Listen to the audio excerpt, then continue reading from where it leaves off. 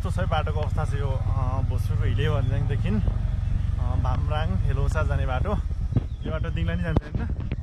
त्यस्तो छ बाटोको अवस्था बर्खा लागेसँगै। अब यहाँ के हुन्छ भन्ने खालको अब आफै विचार गर्नुपर्छ।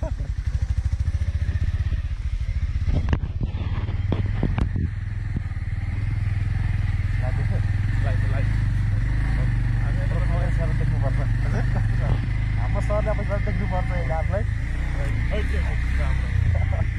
त्यस्तो छ है बाटोको अवस्था।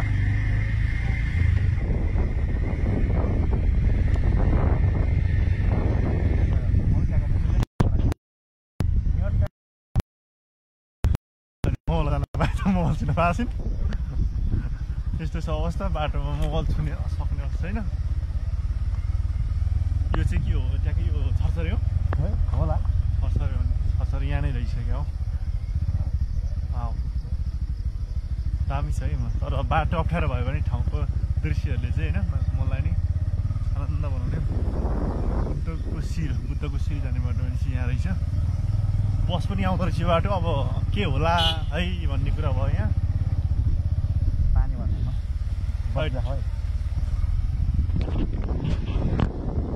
बसेको गाडी